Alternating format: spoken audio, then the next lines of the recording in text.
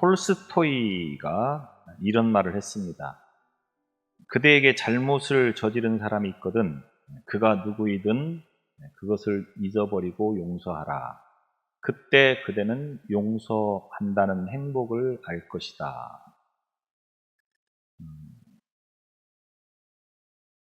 신앙을 떠나서 세상을 살아가면서 용서한다고 하는 것은 상대방을 위해서가 아니라 나 자신을 위해서 매우 중요하다고 하는 것을 톨스토이도 경험한 것 같습니다. 그래서 우리가 살아가면서 용서를 한다고 하는 것은 상대방을 위해서가 아니라 나 자신을 위해서다라고 하는 것을 제가 몇 번 말씀을 드린 적이 있습니다. 사람은 사람과의 관계를 맺으며 살아가는 존재이기 때문에 인생을 살아가면서 상처를 주기도 하고 상처를 입기도 하는 경우들이 많이 있습니다. 그런데 대부분의 경우에는 자신이 내가 누군가에게 상처를 준 것은 금방 잃어버립니다. 그런데 누군가가 나에게 상처를 준 것은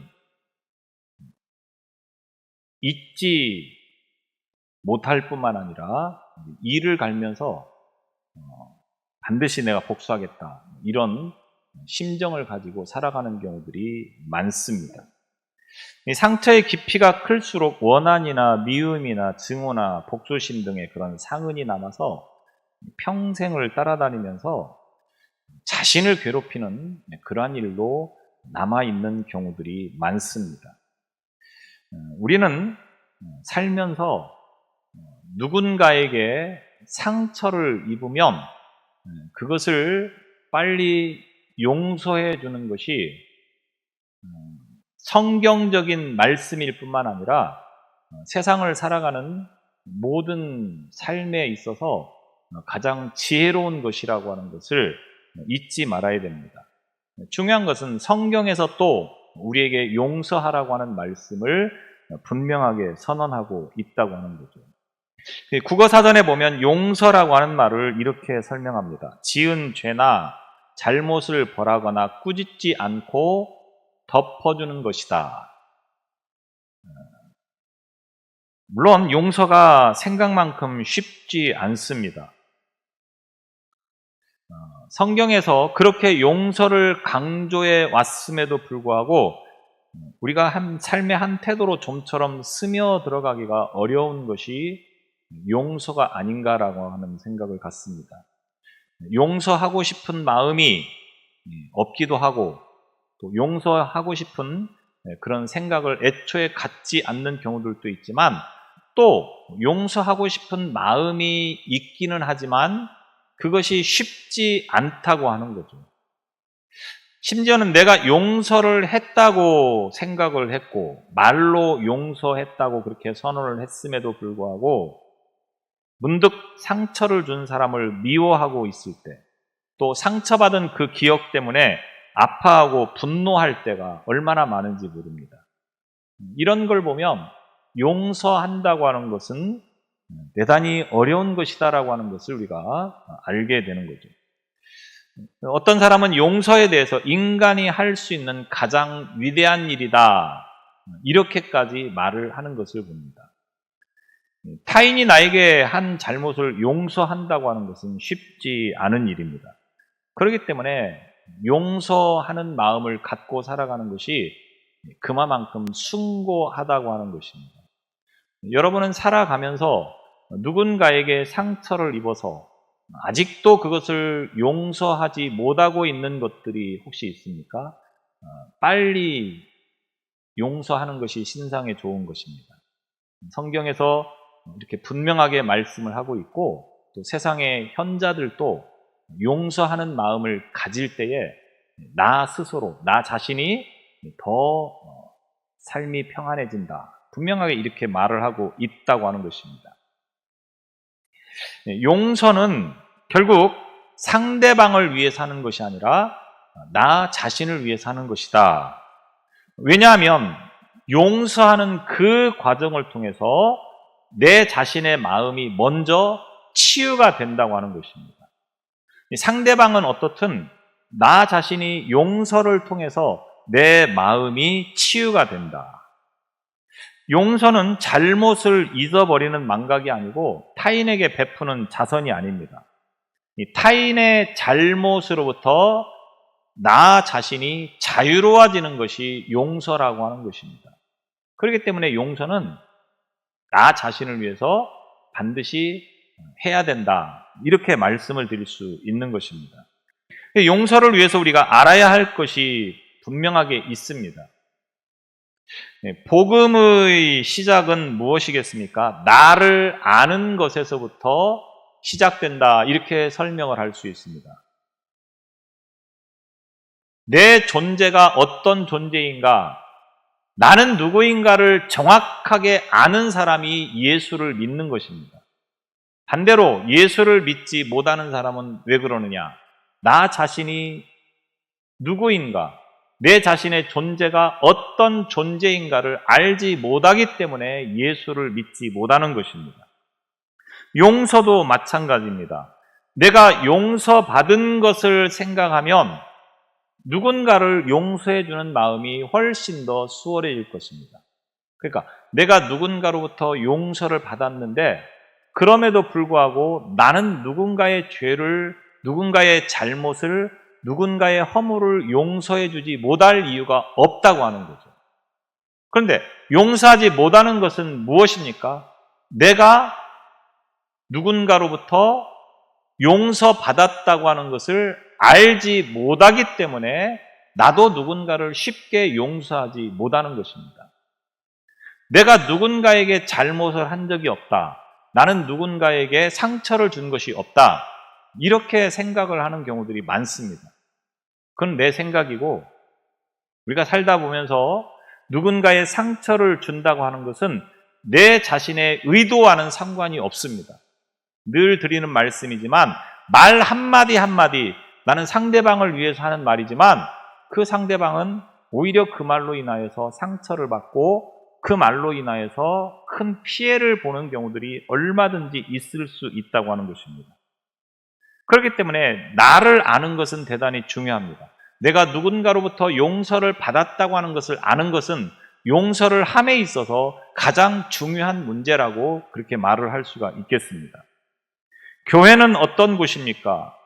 교회는 사형수였던 우리를 대신해서 생명을 내주신 예수님의 십자가의 은혜로 묶인 영적 가족이다, 이렇게 말을 할 수 있습니다. 우리는 죽을 수밖에 없는 죄인인데 예수님께서 십자가에서 나를 대신해서 죽으심으로 인하여 내가 지금 교회 안에 나와서 예배를 드리고 있는 것이다, 이런 말씀인 것이죠. 물론 이것을 인정하고 싶지 않고 이런 것들을 믿지 못하기 때문에 우리가 신앙생활을 못하고 예수를 믿지 못하는 것입니다. 이것을 알게 되면 누구라도 다 예수님을 믿고 신앙생활을 하게 됩니다. 간혹 사람들은 내가 뭐 그렇게 무슨 죽을 죄를 지었느냐, 이렇게 항변을 할 수 있습니다. 근데 성경을 읽다 보면 내가 왜 죽을 죄인인지를 분명하게 알게 된다고 하는 거죠. 여튼 죄로 인하여서 죽을 수밖에 없는 우리가 예수님의 십자가의 은혜로 한 가족이 되었는데, 문제는 내가 그 죄를 용서받았음에도 불구하고 그 사실을 전혀 인식하지 못할 뿐만 아니라 오히려 다른 사람들에 대해서 더 분노의 감정을 가지고 살아가는 경우들이 얼마나 많은지 모릅니다. 서로의 모서리에 찔려서 상처를 주고받는 삶을 살아가는 경우들이 허다하다고 하는 것입니다. 나의 말 한마디가 상대방에게는 못이 되고 송곳이 되어서 그 사람을 찌르고 그 사람을 죽이는 그러한 말이 되는 경우가 얼마나 많은지 모릅니다. 근데 중요한 것은 그렇게 말한 자신은 정작 모르고 있다고 하는 거죠. 평생 말을 안 하고 살면 모를까? 말을 하면 그 말은 반드시 누군가에게 상처가 되는 말이 되어지는 경우들이 얼마나 많은지 모릅니다. 제가 얼마나 말을 안 합니까?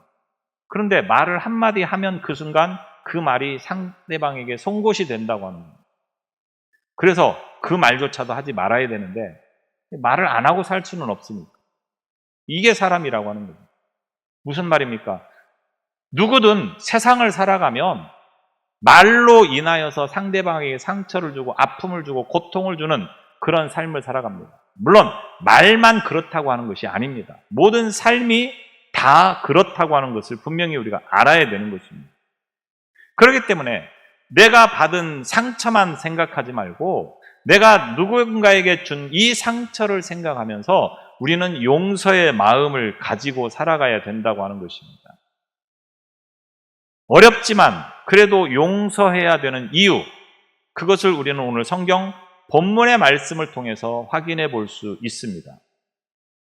오늘 이 본문의 말씀은 베드로의 질문으로부터 시작되어집니다. 베드로가 이렇게 질문을 하게 된 배경에는 이 앞서 마태복음 18장 15절로 20절까지를 통해서 형제의 용서에 관한 이야기를 예수님께서 하셨습니다. 그러니까 베드로가 예수님의 말씀을 듣고 나름대로 자기가 신중하게 생각을 해서 하는 말이 바로 오늘 21절 말씀입니다. 베드로가 예수님에게 말씀합니다. 주여, 형제가 내게 죄를 범하면 몇 번이나 용서하여 주리이까? 형제가 나에게 어떤 잘못을 하면 내가 몇 번쯤 용서를 해주면 되겠습니까? 이렇게 스스로 질문을 하고 스스로 답변합니다. 7번이면 족하겠습니까? 이렇게 답변을 하고 있는 거죠. 당시 유대교에 있어서 랍비들은 가르치기를 누군가가 나에게 잘못하면 3번까지는 용서해 주라고 가르쳐 줍니다. 그리고 그 이후에는 용서하지 마라, 이렇게 가르쳤다고 하는 거죠. 그러니까 베드로는 나름대로 이렇게 3번까지 용서해 주라고 하는 것을 가르쳤음에도 불구하고 나는 7번까지도 가능할 것 같습니다. 자신의 심정을 이렇게 예수님에게 말씀하고 있는 거예요.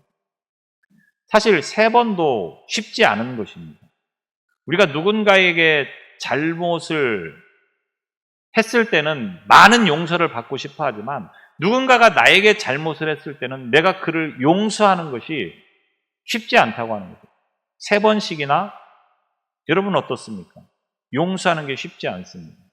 그러니까 베드로가 7번까지 용서해주면 얼마나 대단한 것입니까? 왜냐하면 유대인에게 7이라고 하는 숫자는 완전수이고 행운의 숫자라고 하는 거예요.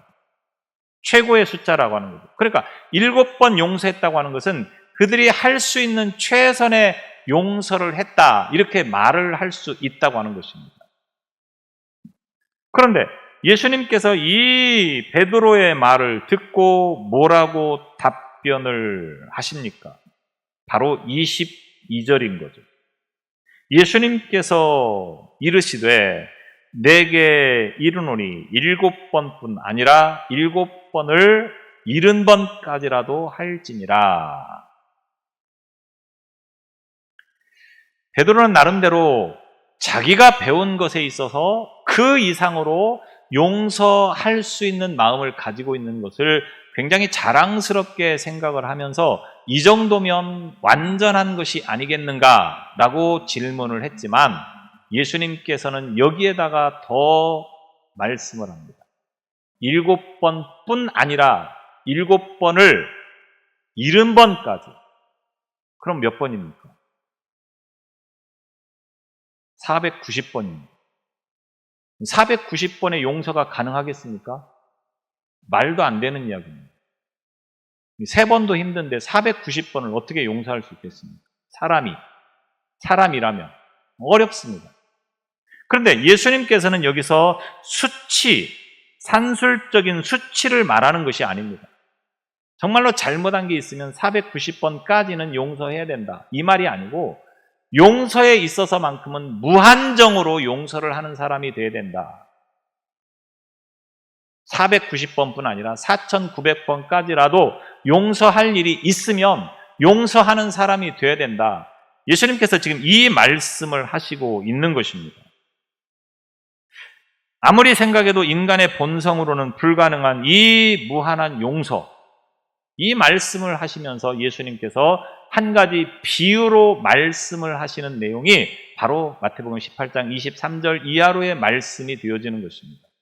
다시 말하면 왜 사람이 용서를 해야 되느냐, 이 말씀을 비유로 지금 말씀을 하시고 있는 것입니다.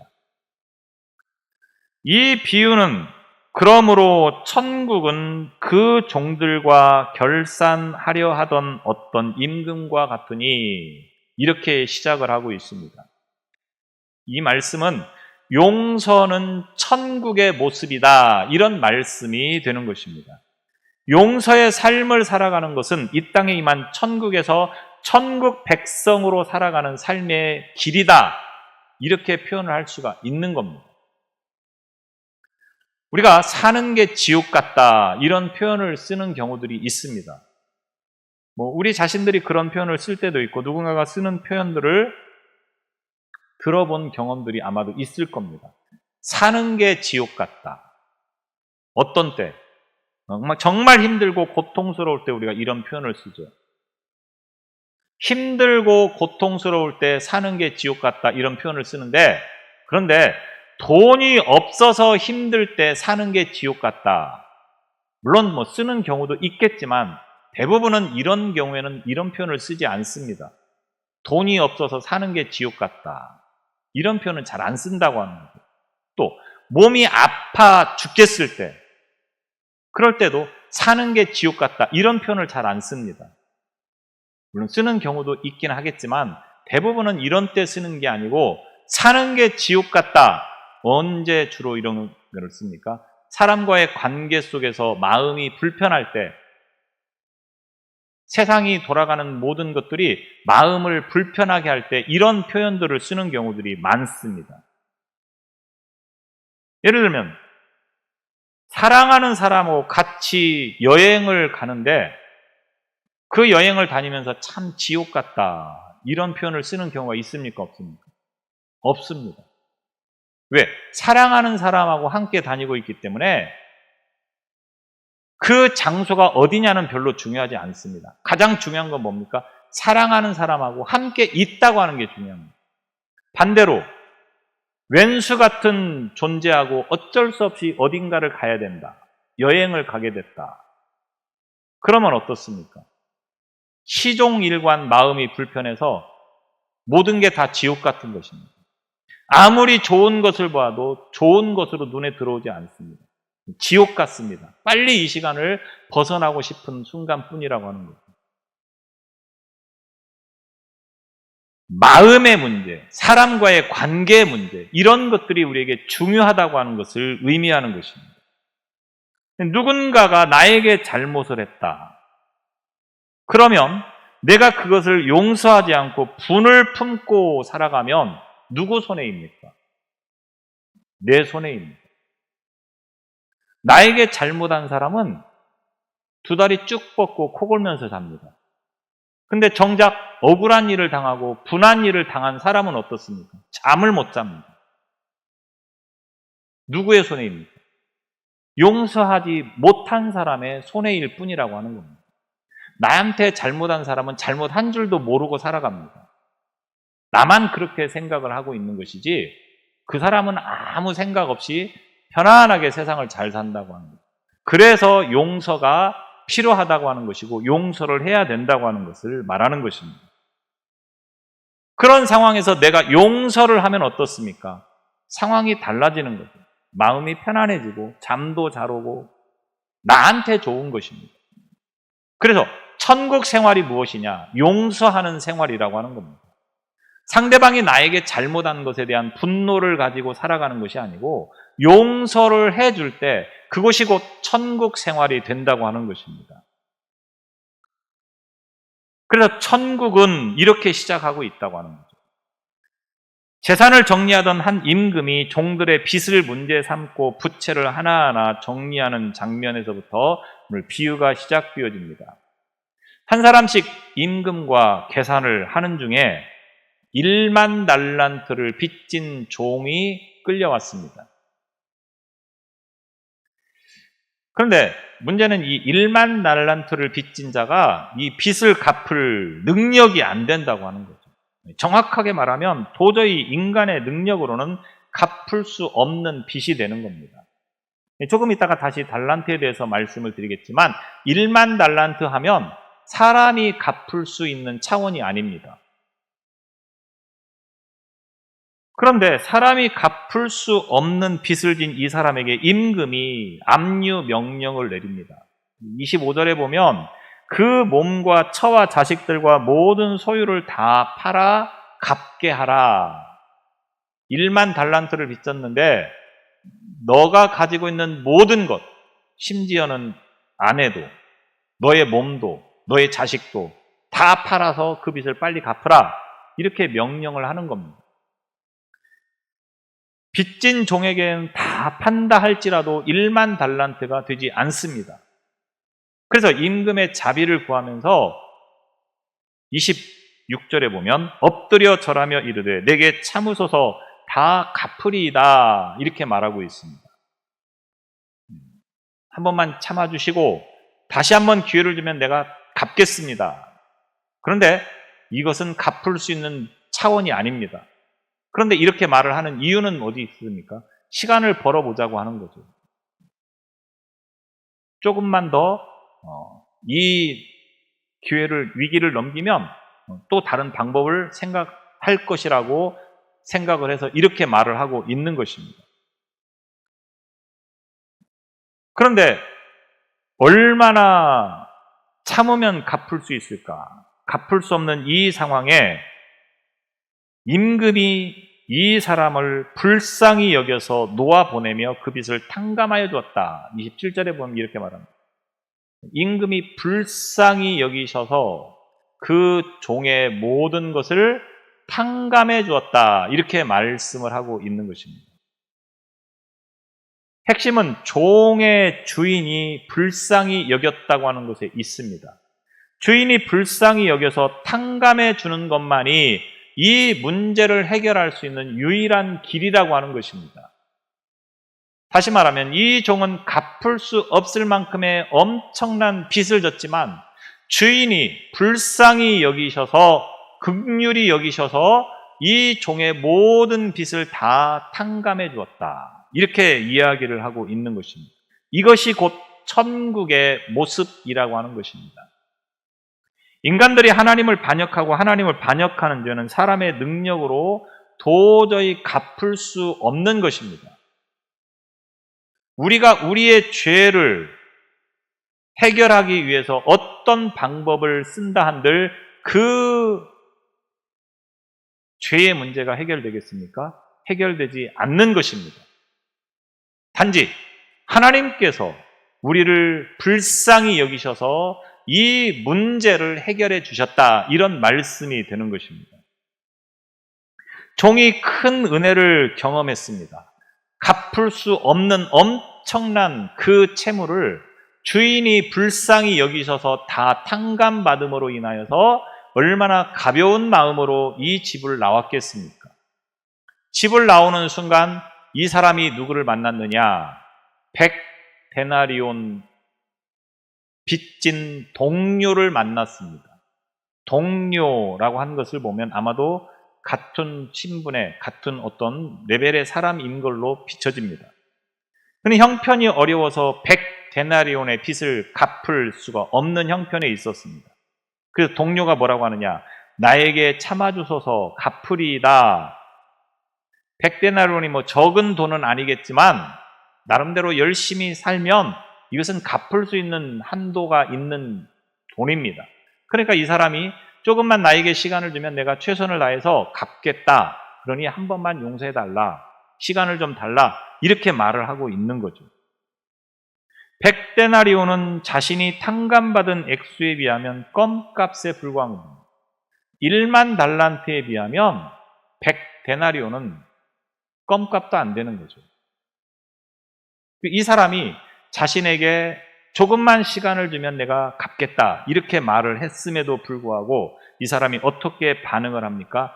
멱살을 잡고 경찰서로 끌고 가서 유치장에 가둬버리는 겁니다. 자, 여기서 달란트와 데나리온을 잠시 비교를 해보면, 달란트, 이 말은 우리가 아는 영어 탤런트라고 하는 말이 바로 이 단어에서 왔습니다.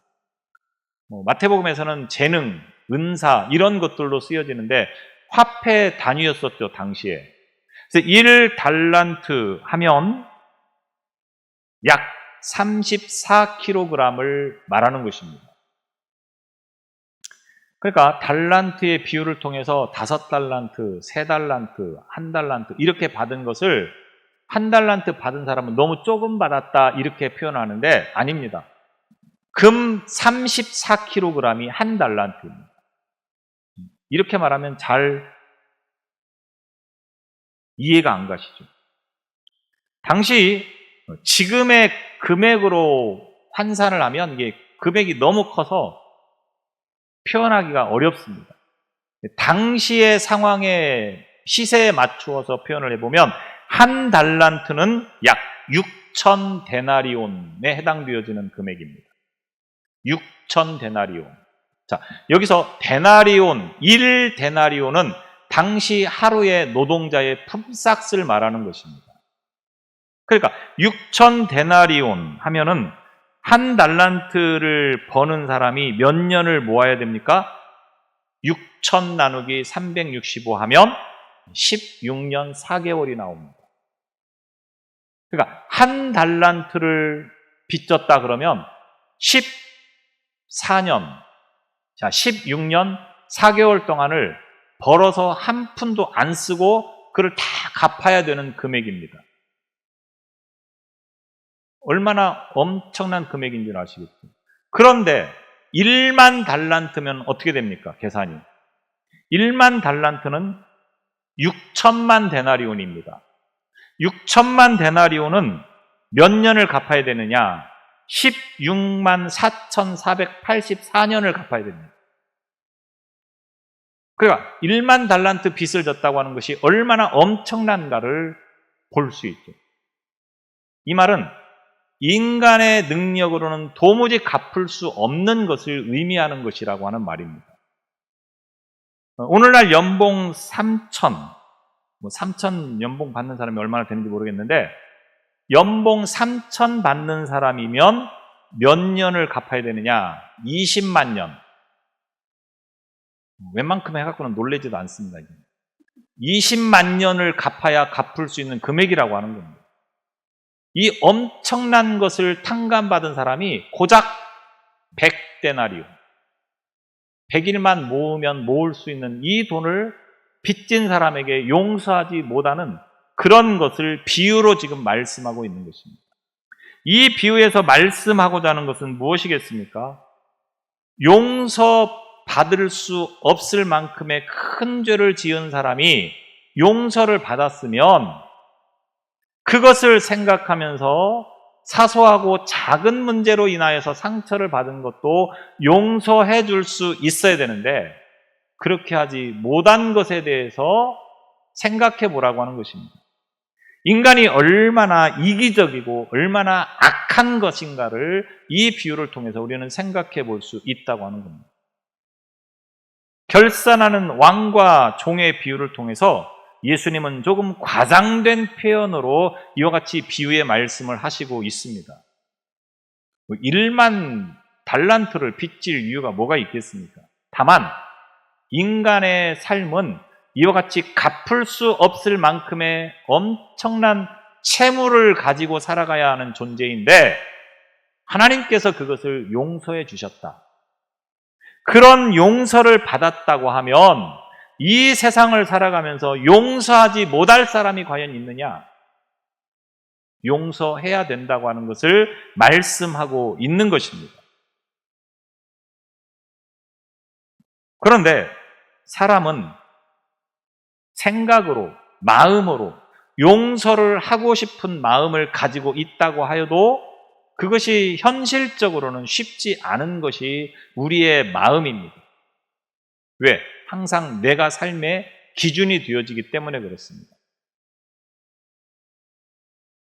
누군가가 내게 상처를 줬을 때 우리는 즉각적으로 나의 억울함과 상대의 악함에 고정되어집니다.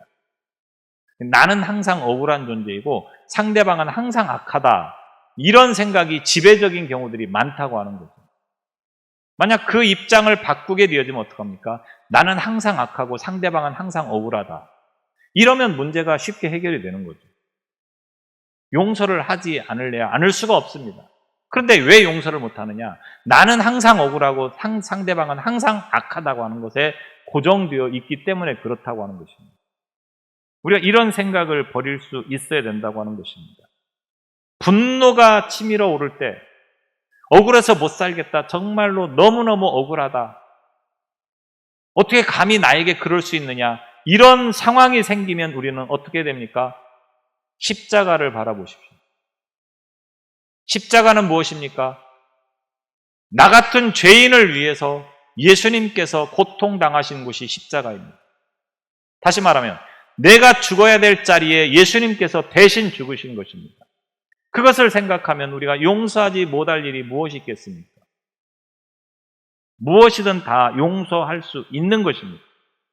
나는 저 사람보다 더 흉악한 1만 달란트를 빚진 죄인이면서도 고작 100데나리온의 그 조금밖에 안 되는 것들을 용서해 주지 못하는 것이 오늘 우리들의 실체가 되어서는 안 된다고 하는 것을 이 말씀을 통해서 깨달을 수 있어야 되는 것입니다. 용서하지 못하는 또 하나의 이유가 무엇이겠습니까? 내가 직접 심판관이 되려고 하기 때문에 그렇습니다. 그러니까 저 사람이 잘못한 것은 내가 반드시 저 사람에게 죗값을 지우게 하겠다. 이 생각을 가지고 있기 때문에 그렇다고 하는 거죠. 반대로 용서는 무엇입니까?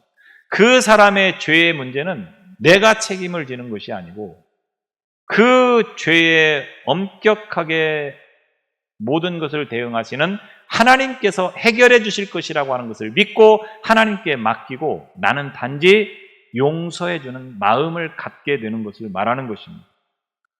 보복의 모든 것들을 포기하고 하나님께 맡기면 하나님께서 책임져 주신다고 하는 것입니다. 그래서 로마서 12장 19절에 이렇게 말합니다. 내 사랑하는 자들아 너희가 친히 원수를 갚지 말고 진노하심에 맡기라.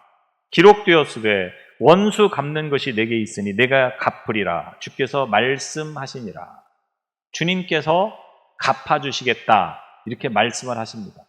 그러니까 원수를 향해서 네가 친히 그것에 대해서 복수하려고 하지 말고 맡기면 하나님께서 그것을 책임져 주시겠다.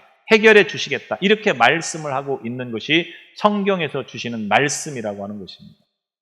그렇기 때문에 내가 직접 그 문제를 해결하려고 하는 것이 아니고 하나님께 맡기고 나는 단지 용서하는 마음을 가지고 내 스스로가 무엇인가의 분노에 억눌려 있던 것으로부터 자유로워지라고 하는 것입니다. 해방되라고 하는 것입니다. 죄는 공정한 심판을 행하시는 하나님께 맡기고 나는 자유롭게 살아가면 그것으로 하나님께서 나머지 문제를 해결해 주신다고 하는 것입니다. 성경적인 용서는 감정이 아니라 의지적인 순종입니다. 무슨 말입니까? 용서할 마음이 생길 때까지 기다리겠습니다. 그러면 죽을 때까지 용서할 마음이 안 생깁니다. 사람의 마음이 그렇습니다. 그렇기 때문에 의지적으로 내가 자꾸만 용서하고자 하는 마음을 적극적으로 피력하라고 하는 것입니다. 하나님 나에게 용서할 수 있는 마음을 주십시오. 내 스스로가 괴로워서 못 살겠습니다. 나에게 용서하는 마음을 주십시오. 이렇게 할 때 하나님께서 우리에게 용서하는 마음을 주신다고 하는 것입니다. 용서하고 싶어도 인간의 감정이 용서라고 하는 것을 쉽게 허용하지 않기 때문에 시간이 지나면 해결되겠지. 물론 시간이 지나면 해결되는 경우도 있겠지만 그렇지 못한 경우가 훨씬 더 많습니다. 그러니까 빨리 용서를 하려면 어떻게 됩니까? 내가 하나님 앞에 엎드려서 나에게 용서할 마음을 주십시오. 이렇게 기도하면 하나님께서 용서의 마음을 주신다고 하는 것입니다. 그래서 용서는 감정적인 것이 아니고 의지적인 순종이다. 말씀에 순종하고 하나님께 순종하면 하나님께서 용서의 마음을 주신다고 하는 것입니다. 우리가 형제의 허물을 덮어주고 상처를 껴안으며 용서의 손을 내밀 때 세상은 우리의 모임 안에서 살아 움직이는 십자가를 보게 되는 것입니다. 오늘날 왜 세상 사람들이 기독교에 대해서 그렇게 편협하다고 생각을 하고 왜 기독교에 대해서 그렇게 부정적이고 그렇게 비판적인 시각을 봅니까? 말씀은 좋은데 용서하라고 성경은 분명히 했는데 정작 성도의 삶은 용서하지 못하는 삶이기 때문에 그렇다고 하는 것입니다. 그래서 우리는 세상을 향해서 용서의 마음을 가지고 살아가야 됩니다. 제가 교회를 이전하면서 사실은 굉장히 고민을 많이 했습니다. 만약에 주인이 돈을 안 빼주면 법적으로 가야 되나? 성경에는 분명히 세상의 법정에 고발하지 말라고 했는데 굉장히 고민했습니다. 물론 기도해서 하나님께서 그런 일이 되지 않도록 잘 해결해 주셨습니다. 중요한 것은 우리가 세상을 향해서 선한 모습을 보여야 됩니다. 성경에 말씀하신 것처럼 성경에 순종하는 삶을 보일 때에 세상 사람들이 그것을 보고 주님 앞에 나오게 되어진다고 하는 것입니다. 예수 믿는 하나님의 백성으로서 용서하는 삶을 사시기 바랍니다. 물론 신앙을 떠나서 내 마음이 평안해지기 위해서 용서하는 것이 가장 중요한 것이기도 하겠지만 성경에서 말씀하고 있습니다. 용서하라. 왜? 내가 용서받은 것에 비하면 누군가를 용서해 주는 것은 아무것도 아니라고 하는 겁니다. 그런데 우리는 내가 용서받은 것은 전혀 생각하지 않고 상대방이 조그만한 허물을 나에게 보일 때 그것을 붙잡고 놓지 못하는 삶을 살아가는 것입니다. 오늘 저와 여러분들이 성경에서 말하고 있는 것처럼 갚을 수 없는 빚을 청산해 주신 그 하나님 앞에서 용서받은 것을 기억하면서 용서하는 마음을 가지고 세상을 살아가는 오늘 저와 여러분이 되시기 바랍니다. 기도하겠습니다. 갚을 수 없는 큰 빚을 청산해 주시고 용서해 주신 하나님 아버지, 우리가 그 하나님의 은혜를 생각하며 세상을 향하여서 용서의 마음을 가지고 살아가게 하여 주옵소서. 내가 용서받은 것을 생각하면 용서하지 못할 일이 무엇이 있겠습니까? 우리에게 용서의 마음을 가지고 살아갈 수 있도록 은혜를 베풀어 주옵소서. 예수님 이름으로 기도드리옵나이다. 아멘.